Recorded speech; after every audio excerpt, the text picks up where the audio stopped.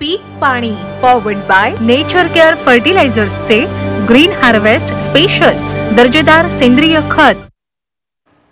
वाशिम मध्ये एका शेतकऱ्याने 2 एकर शेतात झेंडूची लागवड केली। या शेतीतून शेतकऱ्याला 6 लाखांचा नफा झाला। बाजारात झेंडूला किलो मागे 100 ते 120 रुपयांचा दर मिळत असल्याने झेंडू उत्पादकांनाही दिलासा मिळाला।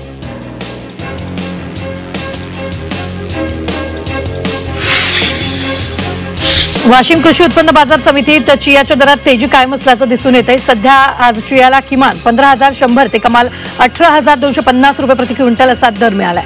मागील महिन्याभरापासून चिया सीड्सला चांगले दर मिळत असल्याने चिया उत्पादक शेतकऱ्यांच्या चेहऱ्यावर आनंद दिसतोय।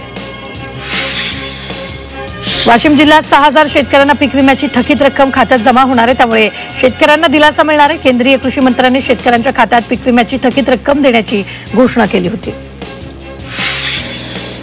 नाशिकच्या येवला तालुक्यात सोयाबीन पिकावर रोगाचा प्रादुर्भाव वाढलाय।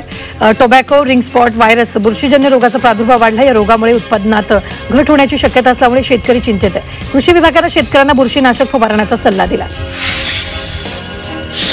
पुण्यात कमी पावसामुळे पिकांना धोका असल्याने शेतकरी चिंतेत आहे। जिल्ह्यात ऊस, भात, ज्वारी, सोयाबीन, मका आणि बाजरी पिकं संकटात सापडली आहेत। सर्वाधिक पेरणी झाल्यानंतर हा पावसाचा खंड पडला, त्यामुळे अनेक शेतकऱ्यांपुढे दुबार पेरणीचं संकट उद्भवलं।